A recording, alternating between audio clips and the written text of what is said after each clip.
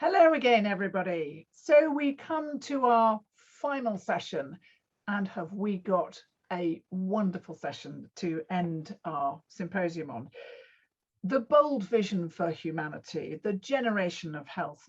We have two speakers in this session. Let me introduce the first of them to set out a discussion for us to follow. Allison Duettman is president of the Foresight Institute. It's a think tank focused on advancing technologies that are important for the future of life. And I think anti-aging might be one of those. She leads the Intelligent Cooperation, Molecular Machines, Biotech and Health Extension groups, shares Foresight's group work with the public, Wall Street Journal, TEDx, all sorts of different areas, World Economic Forum, I know. And she's co-edited the book Superintelligence, Coordination and Strategy. Allison, we're really thrilled that you're with us. Just lay out your vision for us. All right, that is my impetus for starting the actual presentation. Yes? Yep. Okay. Well, lovely. Well, then, if you allow me to, I would love to share my screen. And I think a few of you have already seen what I'm about to share with the rest of you. So here we go. So in a nutshell, I run Foresight Institute. It's a nonprofit to advance beneficial technologies for the long-term benefit of life. We focus on molecular nanotechnology, as you already mentioned, biotechnology for health extension, and computer science for intelligent cooperation. And really often with these like larger technology goals, I get the question of like, why are you doing all of this? You know, like, isn't that a pretty big, grandiose thing to take on? And I usually, remind people that it's not really, if you think about how it is that we came here. So I like to quote a quote from the Human Project's trajectory, which begins with asking, who are we? 13.7 billion years ago, we were crammed into a single point. 10 billion years ago, we exploded into existence. 3 billion years ago, we were bacteria. We were finally alive. Then 1,000 years ago, we were all God's creations. 60 years ago, we declared we're all human rights. We're all human beings, really, and kind of like descended from the same origin. And so today, I think what that tells us that we can really kind of tell a bigger story, and we could create an identity that moves us and that takes us places and so forth. And so I think this like window into the past also opens up a window into the future, and we can ask a little bit like, okay, where are we racing to? But it feels like currently, if someone's answering these questions, it looks like this is where most people think we will be racing to. And I think, with all the doom and gloom in the media, sometimes you think that like Nietzsche was right when he said, in some remote corner of the universe, poured out and glittering in innumerable solar systems, there once was a star in which clever animals invented knowledge. That was the highest and most mendacious minute of world history, yet only a minute. After nature had drawn a few breaths, the star grew old and the clever animals had to die. There have been eternities when it did not exist, and when it's done for again, nothing will have happened. So I think this is like one perspective that many people in our current generation have on life. It is like, I think what I would call like a perspective of existential angst. And I would want to argue for a change of mindset, really, from existential angst to one to existential hope. And I know that many of you here are working on technologies that can make a different set of futures more likely. And I think that, sometimes while we plow away at the science, it's good to have in mind why we're doing all of this, right? And so what's available? Again, this is a quote from one of my favorite thinkers, Eric Drexler, and he says, in the book that led to Foresight's creation, he says, whether anyone else is out there or not, we are on our way. Expansion will proceed if we survive because we're part of a living system and life tends to spread. Pioneers will move outward into worlds without end. Others will remain behind, building settled cultures throughout the oasis of space. Where goals change and complexity rules, limits need not bind us. New technologies will nurture new arts, and new arts will bring new standards. The room of brute matter offers room enough for great but limited growth. The world of mind and pattern, though, holds room for endless evolution and change. The possible seems room enough. And so whenever I think someone's asking you, like, okay, what would you do with an extended life? Why would we want a long future? Wouldn't it be boring? I think this is usually a pretty good fallback quote for why I think extending life for civilization at large would make sense. So I think, on a larger scale, I think as a civilization, it would be nice if we had a little bit more this mindset, one of existential hope. And like in that work that is more larger term focused on the survival of civilization, obviously like a really big part of that is your own mortality, right? And I think that, really on an individual level, right? Thinking about our involuntary death, around 80 years old, which, will be hampered and like, in which we're slowly withering away, in which we're slowly, I guess, disintegrating and like, really losing contact to all and everyone we love. I think when we actually think about this for a second, then it feels very much like this, but on really on an individual level. And so I think that it's really tough to think about these things. It's really hard to think about these things, and we don't really often get around doing so. But I think ultimately it is really this existential angst mindset that I think is also plaguing us very, very much on a short time trajectory. And I think, the existentialists back in the day said, well, once we start thinking about it, we have this kind of this integration of what we want and long for happiness and for meaning, but it stands in this absurd confrontation with an unreasonable silence of the world. And so this is what Camus calls a moment of absurdity, when we realize we would want much more, but it's really hard to get. And so for me, I think personally that moment obviously is strongest when you think about your own death.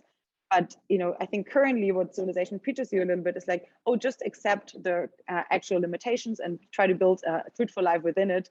But I think that given the current pace of technological progress, that is actually like this deathist ideology is really a fatal barrier to urgently needed action. So I think actually being on this more psychologically safe space is actually really hampering progress along. So I think it would be really nice if instead we could, even of our own individual mortality, shift a little bit more to a mindset of existential hope. And why we often don't really think about what longer lives could look for all of us, I think it would be really good, because if we aim for something, then we're much more rather to hit it than if we don't aim for anything.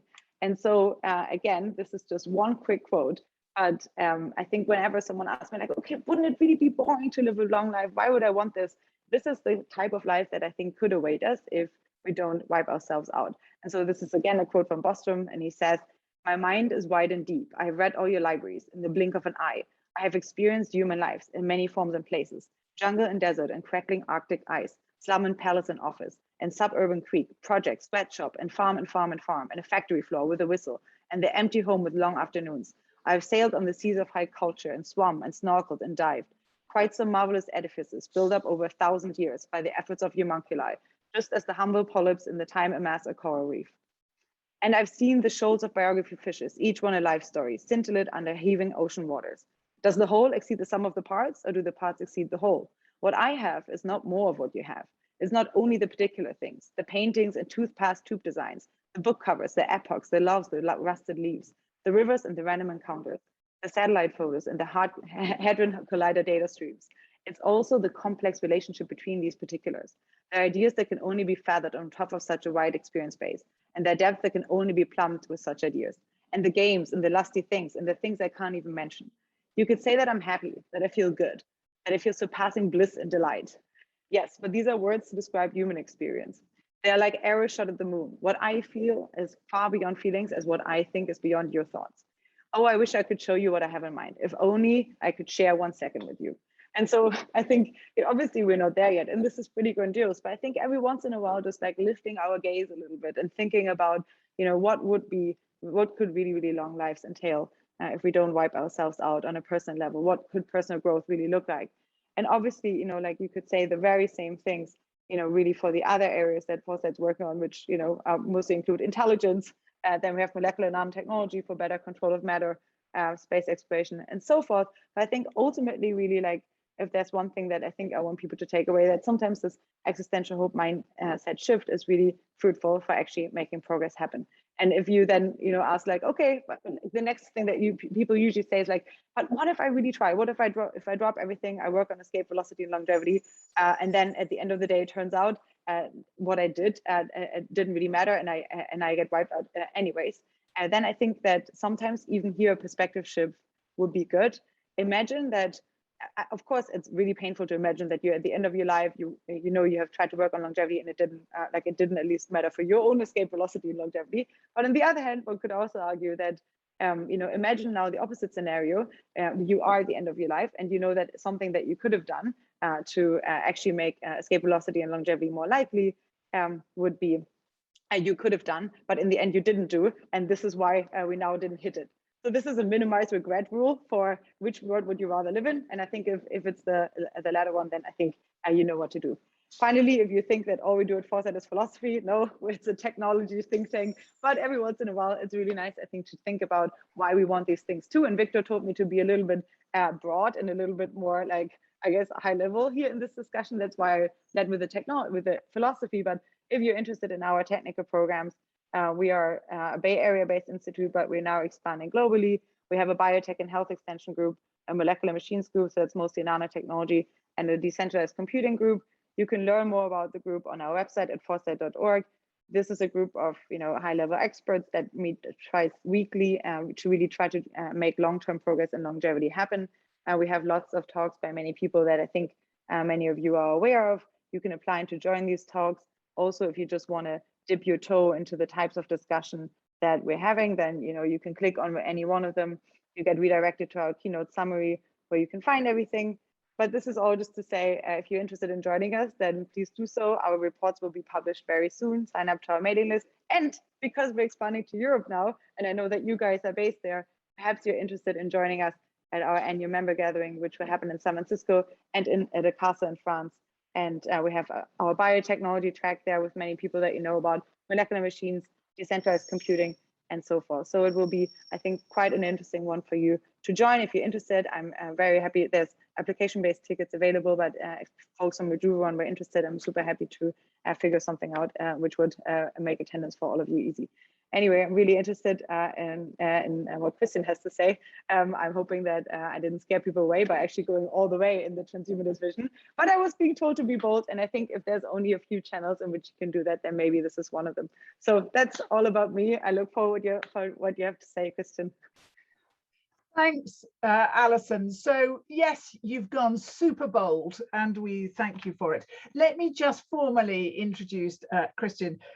Christian is a serial entrepreneur. Actually, you know, serial entrepreneur doesn't even begin to describe Christian, I don't think. Of course, the most important thing you need to know about him for this event is that he's co-founder and chairman of the Rejuveron board. That's the most important thing. But there are so many other things that you should know about him. He's created, he's co-founded, he's invested in numerous successful companies. He's one of the most significant European investors in biotech, and he has a special focus on longevity and anti-aging technologies. So, Christian, give us your response to what Allison has just laid out for us. Well, first of all, welcome everybody, and thanks for joining our conference. So in short, I definitely have a lot of existential hope. I am sort of the uber optimist for everything, because I do actually think that winning life is already awesome. That's an important point. It's not going to be awesome in the future. It is awesome. Yeah, but I do think in form of technology and whatever, it's going to be even more awesome. We have a lot of challenges, both sort of in the outside world and in our own minds, but I do it overall. I completely underwrite what Allison said. Yeah, I think existential hope, it's actually, I have never heard the term, that coined, but like I'm going to use it now a lot because it completely summarizes my view on the world. And I think actually at the moment we are all feeling particularly gloomy. I think it's a combination of both the after effects of COVID, but also I think, you know, with the COP26 climate change conference coming up, I think a lot of us are feeling very anxious about that. And actually we have to think about human ingenuity. And yes, many things are bad, but we have to think about those positive things. And existential hope sounds like a very good place in which to be at the moment.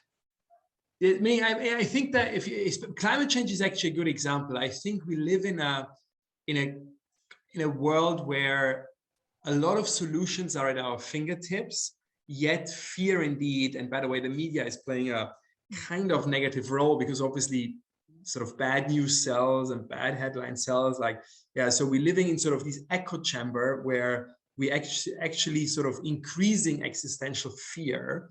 Yeah, although there is so much reason for existential hope, to quote it again. Like my example is like, take climate change. Yes, it is a problem, by the way, but humanity, I'm also super obsessed with history, like, and collected of ancient stuff. And by the way, I got a dinosaur. I found a T-Rex. So this is another cool story. I have like bounty hunters looking for stuff, and I found a T-Rex. Like so, but did you outside in your garden, or was it just? No, in Montana. In Montana, there is certain just crazy. But that's another story. But what I'm saying is, like, if you look at history, let's look at human history. We have been actually a race which is remarkably successful in solving problems. Yeah, I mean, if you want to say one thing good about humanity is like we do solve problems, and we solve problems. That's always my point with longevity. We solve problems in the moment we define them as a problem. So this is why I think we started actually solving aging, and ultimately that's then a philosophical discussion, dying, in the moment we starting, it's just happened over the last years, started accepting aging as a disease, which it is from my point of view, 100%. Something is very wrong that I'm getting wrinkles. Yeah, we know my DNA, we know how the perfect Christian looks like when he was 20. I want to be that again. Yeah, and there is something which I'm very sure can do to not even slow down aging, but to rejuvenate. But what I want to say is, like, in the moment we started as a society defining aging as a disease, I'm very, very optimistic. Now the human mind is set in progress to find also a solution. And the same, by the way, with climate change, to come back to that, like, I mean, it is a big problem. I don't want to talk it down.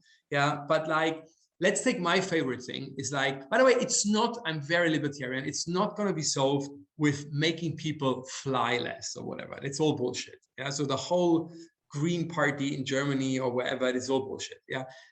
So the real things are 17% of climate CO2 emissions are produced by pooping animals, and not by the elephants, but by farm animals. Yeah. So what would make a difference, which is obviously not feasible, if we order the whole world to become vegan. Yeah. However, what we can do, and we're one of the largest investors in that, you can invest, or you can actually already now, but soon on a mass scale, and actually at very competitive prices, you can create meat, fish, dairy, all of that in the lab. Yeah. So I'm, for example, very, very sure that in 5 years, not in 10 years, we will not eat meat from animals anymore, or fish or dairy, but it's going to be real meat. I don't either believe really in the plant-based stuff so much, because it's not that healthy, and I do think in a balanced diet, you need fish, but I wouldn't, two things, I don't want to kill the climate, and I also want to don't kill the animals, meaning thinking about it, like killing other living beings is a very bad thing to do for if there is an alternative. And again, the alternative is going to come. It is already here. Like, people could go to Berlin and to some of our companies, and you can eat lab-grown meat. It tastes delicious. It is meat. It's actually very healthy meat, because it doesn't have all the shit they put into the animals in the way we treat them at the moment. It's going to take 2-3 more years to reach price parity with real meat. But then we're going to be there. And then suddenly we can save 17% of all CO2 emissions. Yeah. The other big thing is, like, I'm very critical with my own home country, Germany. We should all go nuclear. Yeah. I don't want nuclear being in Ukraine. Sorry if a Ukrainian is there.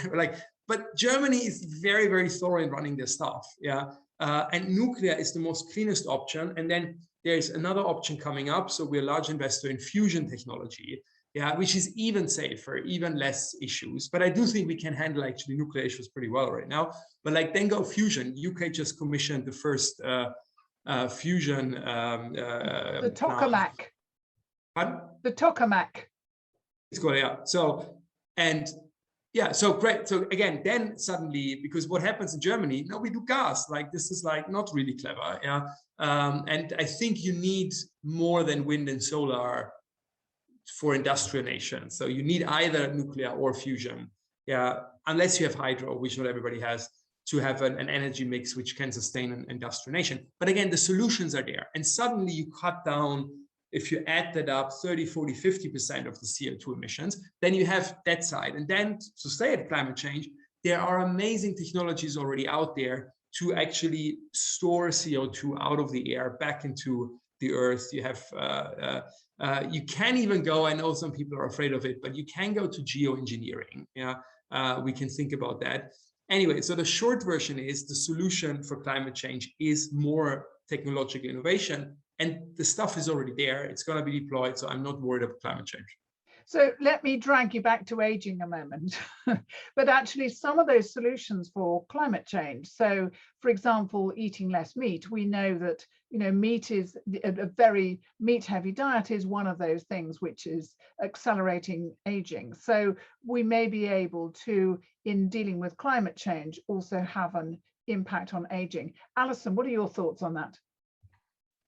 Man, I can only echo you. Foresight a big supporter of nuclear energy and fusion. Last year we did a Healing the Planet accelerator, which had a fusion project in it, and we're pretty strong on the nuclear angle too.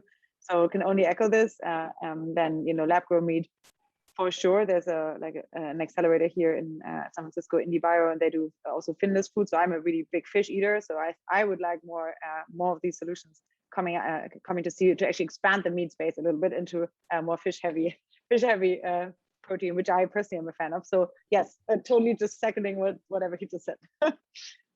So Christian, for you, is anti-aging more about freedom from disease for longer, or is it restoring youth? I mean, you talk about the Christian Angermayer, who was aged 20 and very lovely, but but do you really want to be 20, or are you happy being your present age? Well, I think that always this question is mixing two things. Am I happy as the person I am now? Totally. So I don't want to be 20 again, in the sense what people make out of the question, oh, I'm going to go back to whatever my earlier self. But would I like to have my personality, my learnings, my everything I am, but in the body of, hell yeah, like there is no question, like who wouldn't?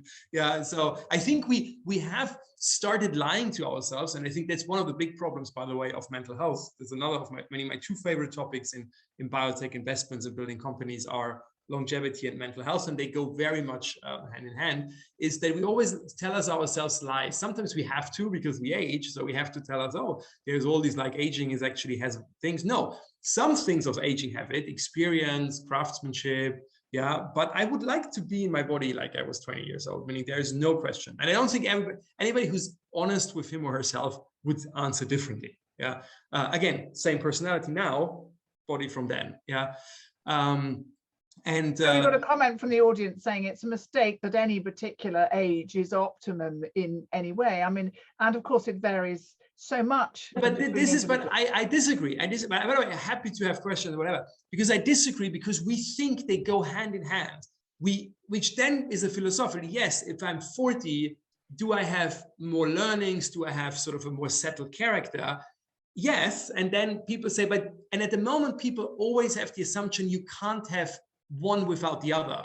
Yeah. So what I'm saying is we can split the things. You can have your mind and your qualities and your intelligence or learnings and whatever you are of your 60. And there, I do think there is no particular age, because as a human being, we grow all the time. And every part of my life has a thing. But I'm clearly, maybe I'm different than others, but I'm clearly think that my body was better when I was like, we're looking younger, you're looking hotter, like, and let's be honest, we all would date the 20-year-olds. Yeah, like it is, we try not to talk about it, because at the moment we don't have the ability to escape.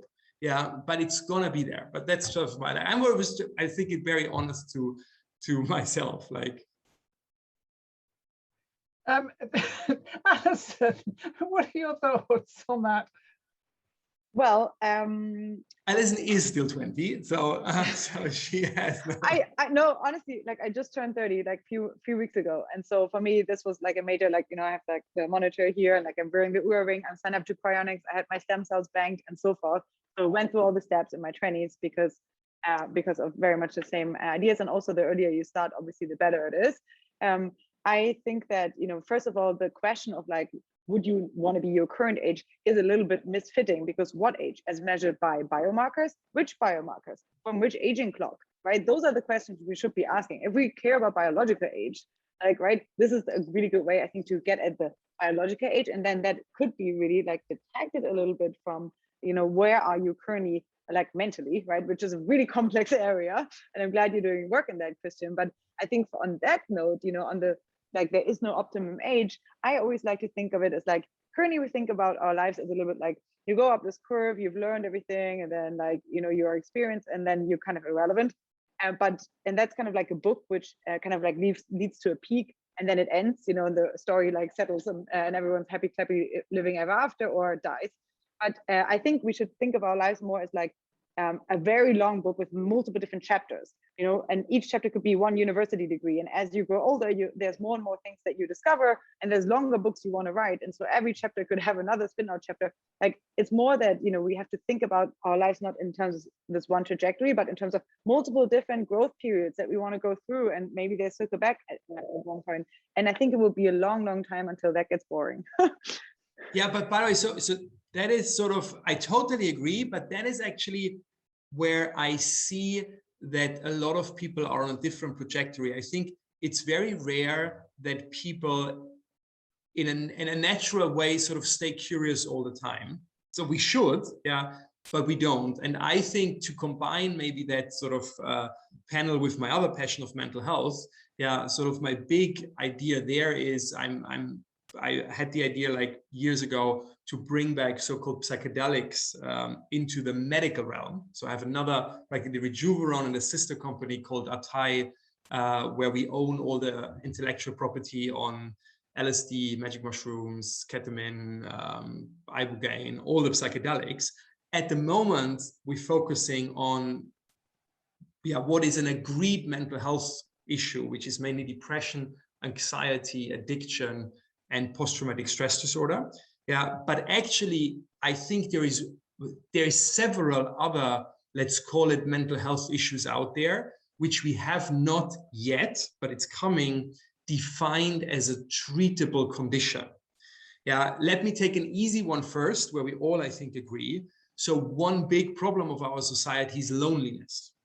And unfortunately, if you look at studies about loneliness, actually we become a world where people across all ages are more lonely, yeah, especially actually also young people. However, the worst or the most hit group are actually very old people. So they become very, very lonely for multiple reasons. But one reason is that our brain, while at Rejuveron has a program on brain aging on the intellectual side, which we then call, when the brain starts to really go bad, is like Alzheimer, and we call it dementia.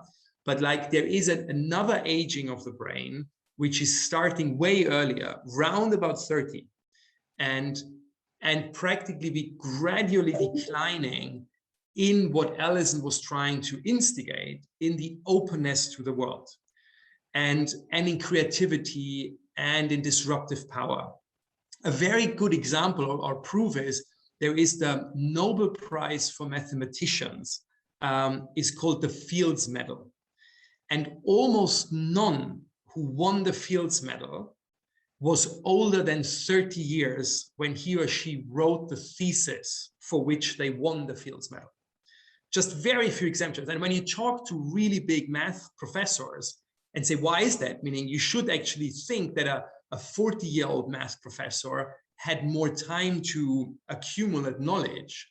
Then the answer is they never thought about it. But well, but it's known in our circle that if you're older than 30, you don't have this disruptive innovation power in your brain anymore. You're a very good mathematician, but you're missing the spark. Yeah. So, and that's what it is. Like when it's going worse and worse, and we come to a very, very sad situation that if you go to old people's homes, like nurseries, or I call them in English, this should be I think this should be like a summer camp. The people should celebrate the last years of their life, should sit together, make new friends, spend time playing, whatever. They sit in their rooms and stare out of the window because their mind is not able anymore to make friends, do new stuff, whatever. And now positive psychedelics, if you look at a brain of psychedelics, not during the trip, but actually the months and years after, the brain looks more like a young brain. So we are able to boost back the brain into the creative power we had in our 20s. And why that is so important coming to longevity, because Allison said, and I totally underwrite that, when we get older and older positively and older in a very healthy state, don't forget that always people still associate that we might be able to prolong our lives and but we're frail like we are 90. Yeah, it's going to be very healthy, but we need to learn new stuff all the time. Actually, it's the social interaction. So, and that's one of the key elements in aging. And actually, it's quite interesting. There's a couple of places in the UK where they've co-located a nursery school for under fives and an old people's home. And because the children have absolutely no concept that these people are old, and actually they don't treat them in the right way that the rest of society treats them. They regard them as their friends. And actually it has an extraordinarily rejuvenating effect on the older people to be constantly challenged by 3-year-olds. Yeah, no, by the way, there are psychedelics is sort of a super booster, but there are other tools we can use. By the way, throughout our whole life, there is a great book which is called Stealing Fire, yeah, which sort of shows, meaning humanity always had tools, meditation, mindfulness, but also like shock yourself with extreme stuff, surround yourself with people you never met, yeah, make a bungee jump, whatever. There's various things which literally boost our brain, and what you just said, old people and young people together is the same, yeah. But it's not just about that. What I just wanted to say is also that, again, if you think of a world where and let's just say we all are healthy 100 years old somewhere, yeah. We have another thing I think is very combined with aging or not aging, is like, because of technological disruption, because of some of the things Allison said her institute does as well, from nanotechnology to robotics, whatever, the world will change in a pace we really can't imagine today. That, again, we think that's great, but like that also will lead to jobs vanishing. Like my guess is like in 10 years, 50% at least of the jobs which are out there now are gone completely. There won't be any bus drivers. There won't be any taxi drivers. Yeah, I read a crazy number, like 25% or something of the jobs in the US are related to driving something. It's all gone, yeah, in 10 years. So these people, and the people live longer. So this is not just going to happen. So practically losing your job because your job is replaced by AI or robotics will not happen once in your life. It's going to happen sequentially. So we're going to have to become a race which is continuously learning completely new stuff. So coming back to our brain, unfortunately, that's not so easy. Even if people want to, when our brain is aging, it's harder to really like learn a new job. So you can easily say, oh, the 60-year-old shall go back to uni. But again, he's missing maybe the openness, even if he wants to. And psychedelics, just as an idea, yeah, can give you back that openness. So I do think in 10 years, psychedelics will not just use to treat mental health issues like the ones we see now as an issue, depression, but actually will make us able to continuously adapt to new technologies, which will be a requisite of our life. And interesting, of course, Christian, that we think of a lot of the manual occupations disappearing, but actually some of the ones most vulnerable to AI are things like lawyers, yeah. Accountants. And accountants. Sorry, there are probably a lot of lawyers on this call, but who wouldn't cheer? No, but it's like it's going to happen. Yeah, it's already happening now. So Allison, you had a thought about this. Yeah, I guess on the job automation, I just posted a talk on just the speed thereof that could be relevant from a Foresight fellow from previous conference. But I was wanting to get back to the psychedelic point and hark back on there, because I think ultimately psychedelics are really useful and they're massively understudied. And I think MAPS and other organizations doing fantastic work in that regard. Totally 100% support them.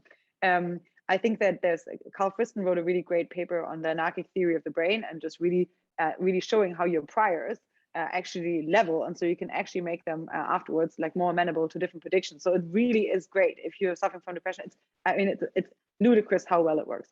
I think maybe another one to throw into the mix, because Foresight also cares about neurotechnology a lot, and while psychedelics, I guess, can be classified as that, there's also TMS, right? And that is still massively understudied. And I think there's like really great piece written, Savant for a Day, where someone was really able to even increase their cognitive abilities by a lot just going through TMS. TMS is already FDA approved. This is a crazy one out there. It's massively, I think, still underinvested in.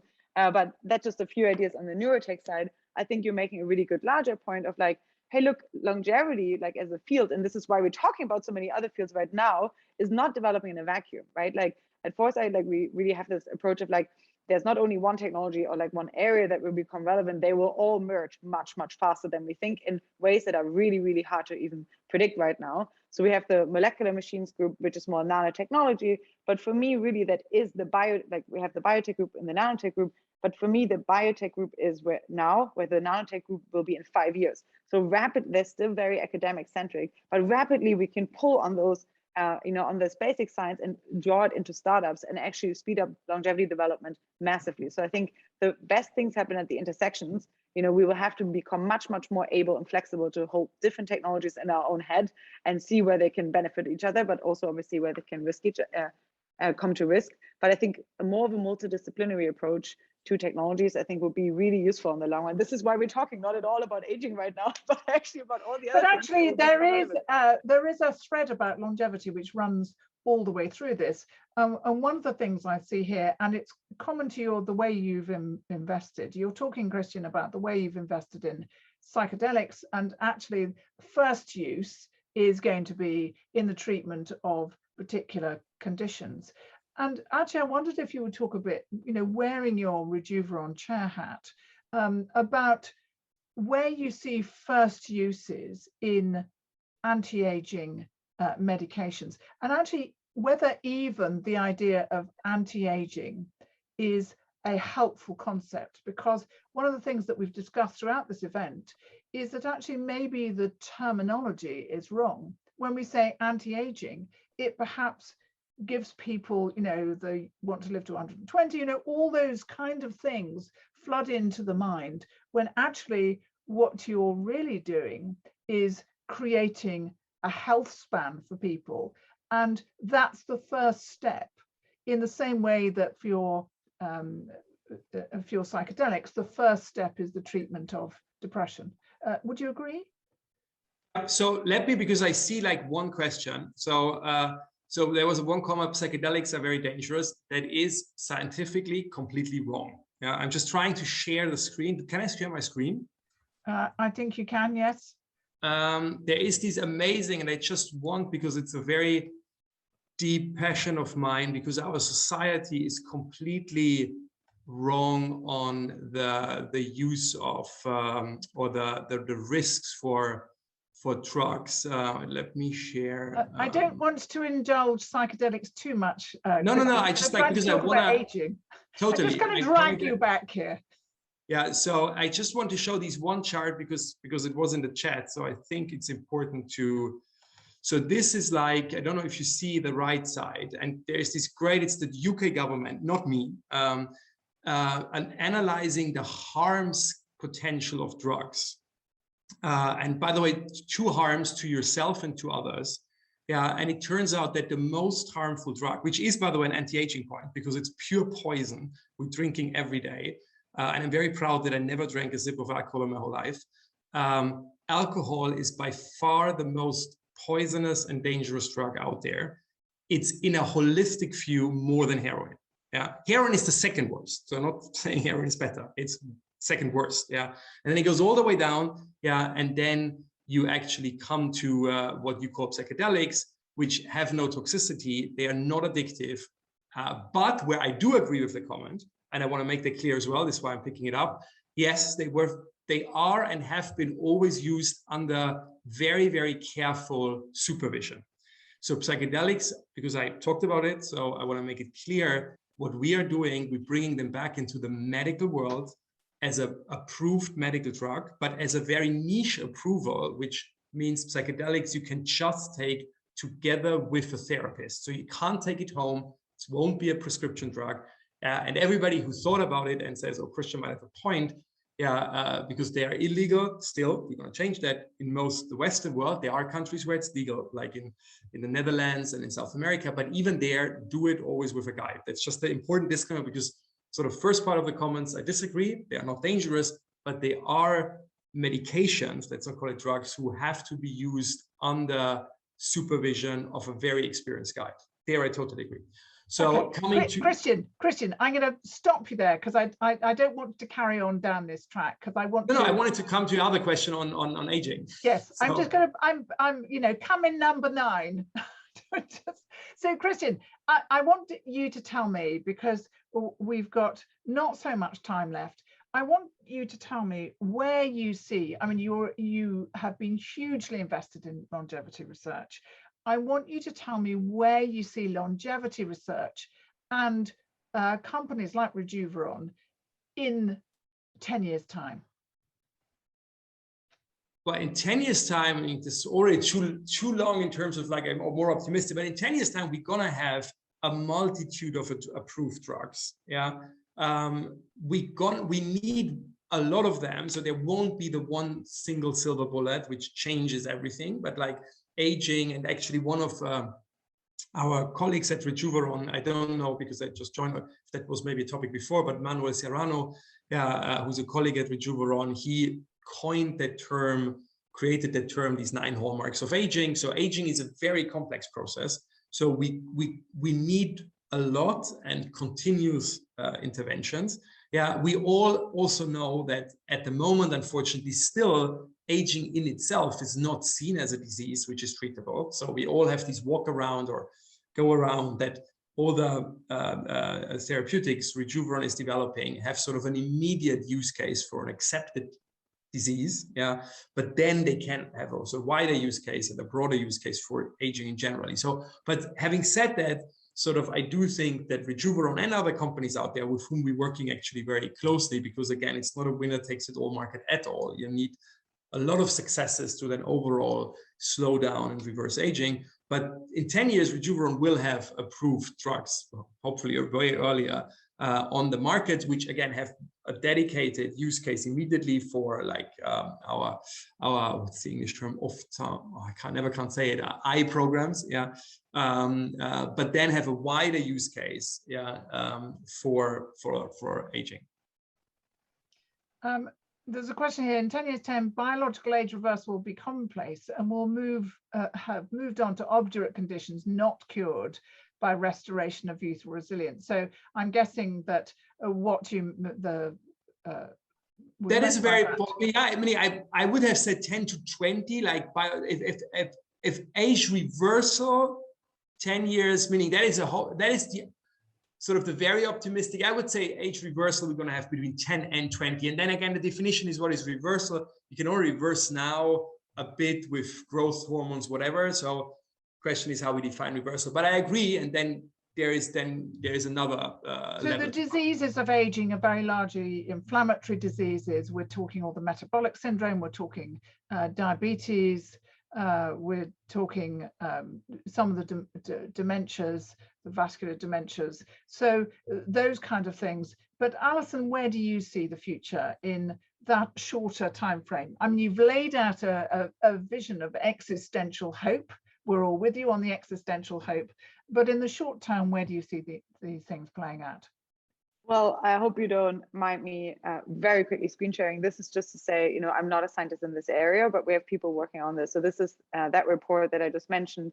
And so what we basically did is we went into the hallmarks, which Christian just mentioned, and scrambled them up a little bit, added a few other topics that we really want to make progress on, and kind of like where are actually the current best yields opportunities. We did a little risk analysis, and this will guide our program throughout the next year. And so why it's interesting is because many of these, and that's the first draft of a report that is like guiding more, it's more like a starting conversation, but what we did for every one of these is we went into a timeline, created what work has been done so far, who are the organizations already on there, and then really try to look at what are the actual challenges in these individual fields. So I think that, as Christian said, this is a really big space. And even though we had massive amounts of interest, I think, since COVID, right, suddenly you could talk about these things openly. It's kind of, it's definitely very refreshing.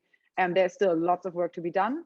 And I think that especially the more longer term approaches that, really go on the rejuvenation angle, they're still a little bit underexplored. I think that the use of machine learning techniques will have a massive effect in ways where we can't really possibly foresee it. the number of areas in which it could be applicable to. So I think there's a lot of them. That's why, like, I just did that a little bit of a crazy screen share, because I think ultimately what still needs to happen is a bit like coordination in the field. There's many different really great areas, and I think just looking, like doing a systematic analysis of where are current pain points, which are the labs, which are the companies that really could do with more capital in the space, is a way by which we could learn much more. We're still in the prototyping phase. You know, we still need to figure out what actually works and who are good players, who can make good use of capital. So I think that coordination of the space and doing a little bit more of a, you know, systematic analysis of where is the best buck spent right now, I think would be a useful thing to do.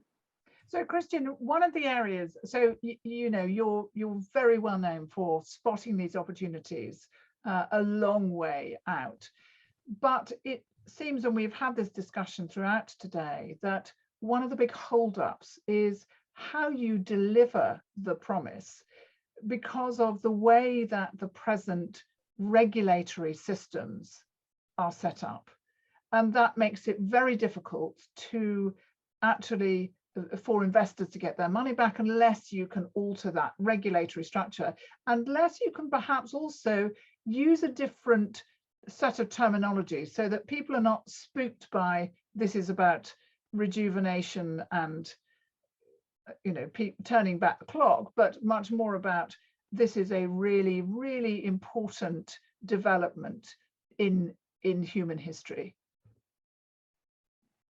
Well, you can't almost say it without, because the really importance comes from turning back the clock. Yeah. So, and I don't think we should cave, and I'm rather always the opinion you should poke and make people like sort of listen. What on a positive note, the regulators are changing. Yeah. So it's not, by the way, it's not that they for an evil reason think that. It's just like no, not at all. They sort of in their system, and you need to poke them. And so, and there were early things. There were like, if you think about statins, sounds like simple now, but the things you take for lower cholesterol, but it was one of the very first drugs where actually biotech companies made it to convince the FDA that a preventative medicine, which can be measured the success with biomarkers, is better than to wait till people have a heart attack and treat that. Yeah. So there's really a creative approach that's needed. So exactly, so, and we are in good discussion, Rejuveron, other companies we work with the FDA to discuss actually biomarkers of aging. So, which is about to happen, yeah, and that's going to be a huge boost for the entire field, because then you can be quicker, you can design studies more cleverly, and that's going to happen the next years. By the way, let me say one thing on a more political level, because meaning COVID had a lot of negative impact on the world, but there is one political thing which is interesting, is if you look at, there was always this one headline in the press which said, every life lost is too much, or we cannot value life, yeah? Which is emotionally very nice, but is like practically just a lie, because we do it every day. There is a thing which is called quality, I think, of life adjusted years, which governments use to decide which drugs to pay and which therapies to pay and which not. Yeah, and my favorite example is, like, think of a heart attack. If we would put a fully equipped heart surgery clinic into every single gas station in the world, which, by the way, we can do it if we decide that's our #1 priority, we could do it. Yeah, or in the US, let's say in the US alone, then the amount of people dying from a heart attack every year would almost go to zero, because if there is a 5-minute heart clinic, fully equipped, fully standing with doctors and nurses ready for you if you have a heart attack, you're not going to die. Yeah, but obviously, if I tell it that way, people are like, that's crazy, like we can't pay that. In COVID, we decided to do that. So the QALY, which was usually $100,000 to $150,000, so this is what a government in the Western world spends for its people to give them 1 more year, yeah, was, if you do all the things together, yeah, was going through the roof, and the QALY, it was millions, the insanity we did, yeah. So, but now comes the positive point. There was one part was insanity and fear and panic and all of that. But I think one part is that truly what voters want has changed. So 20, 30 years ago, voters did want other stuff from the governments, freedom, whatever. And I think the way actually people supported these measures, also the economic ones, shows that we prioritize health more. So, and I spoke to a lot of leading politicians globally, health ministers, head of states, and they noticed that. So they were like, we acknowledge there was a panic element, but we also acknowledge that our voters want us to take care of their health more. So I believe the QALY will never go down to $150,000, but will be somewhere in the middle between the millions insanity and the 150 we were, yeah, which will boost funding into biotech, yeah, because ultimately that's what biotech companies do. They produce quality. It has been an extraordinary development for science, but also, of course, the other thing that the regulators proved absolutely conclusively that they could move at speed when required. And actually, I don't think that we are going to go back to the very, very long approval times that were there previously, because, as you say, Christian, there's been a big move by populations, by citizens, demanding better health and perhaps even a greater share of GDP being spent on health, in a way that frankly alarms some governments, because health care systems are seen as a bottomless pit. But actually, if you then come along with anti-aging medicines, where a lot of the cash goes on older people and the treatment of chronic conditions, then suddenly anti-aging becomes not such a really out there thing. And maybe that's the future. Yep. So I can see that Matthias is lurking now because we've reached the end of the session. Thank you both so much, Christian. It's always stimulating to hear you, and indeed you, Allison, too. And thank you both for being here. It's been, actually, we've still got a huge number of people listening after a 4-hour session, which is a tribute to the quality of the speakers that we've had. And thank you for asking me to do this again. I do so love being stimulated by all these great ideas. So Matthias Steger, over to you to finish. Thank you, Vivian. And indeed, I can only echo that we had fantastic 4 hours of wonderful, stimulating sessions. And as we say in our movie, we need to knock on more doors to really crack this complicated mechanisms in aging. But we are making already great progress and are even going into the clinic next year with first therapies at Rejuveron. So I would like to thank everybody who participated in today's sessions for these wonderful discussions, stimulating thoughts. And last but not least, thanks a lot, Vivian, for again, fantastic work, taking us through these sessions and keeping us on time also. So with that, we are all about longevity. So we're going to look forward to the next session as we're going to continue on that. And yes, stay tuned and we'll be in touch. Thanks, everybody. Thank you, everybody. Bye. Bye. Thanks. Bye, everyone.